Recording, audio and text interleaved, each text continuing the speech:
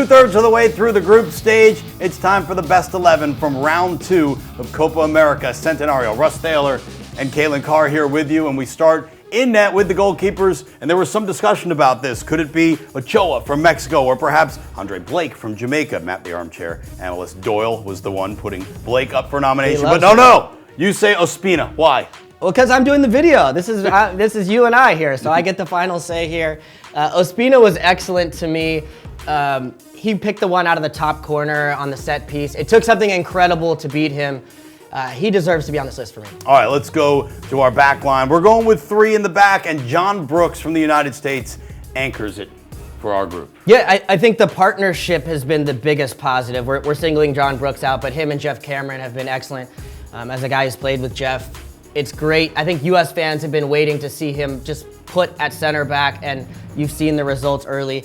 And John Brooks, he's a guy a lot of people are excited about. Jay DeMerit, a guy who knows a thing or two about playing center back for the national team, of course. He talked to me off camera just about how talented he thinks Brooks is, and we're just starting to see that now in this tournament. Vizcarrondo of Venezuela and Ayovi of Ecuador round out our back line. In the midfield, we start with the man with the hat trick, Philippe Coutinho of Brazil. Yeah, but the whole list is really incredible. Like, this would be a pretty good midfield. Coutinho, James, Jermaine Jones, Vidal, Guerra, like that. I would walk out any day with that lineup. Coutinho, though, he was the standout, obviously, with the hat trick. And a guy we've been seeing his exploits in the Premier League. He's been fantastic. And we've wanted to see him kind of break through for Brazil. Now, no Neymar in this tournament, of course, missing a little bit of the star power.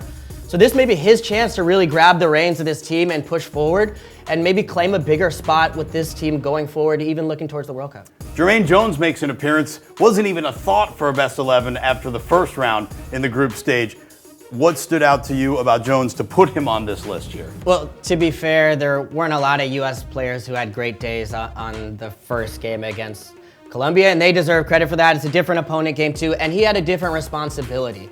The first game, he had to help out Fabian Johnson a lot with Cuadrado, trying to neutralize him as a weapon. Wasn't able to get involved in the attack. This game, we see him in a much more advanced role, just like you see with the Colorado Rapids. Freedom to kind of roam and patrol, put out fires, the extra effort he put forth to win the ball, to start the play that leads to his goal. And then he's got that nice little curling bender that we've seen in the World Cup.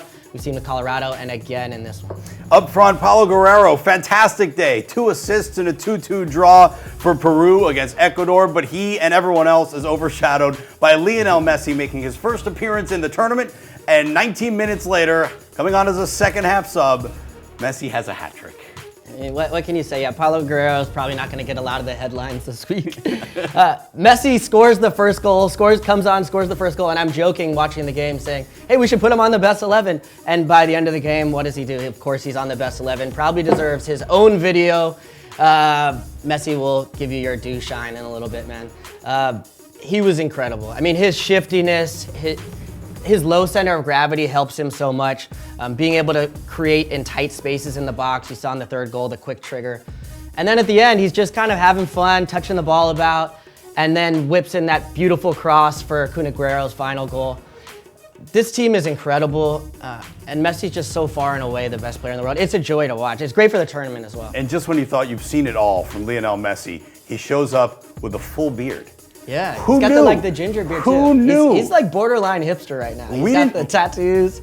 We didn't even know he was capable of that. Yeah. It's the last time we doubt Messi. What do you think of our list? Who did we leave off? Leave your thoughts in the comments section below and keep checking back here for the latest updates right here on Club and Country.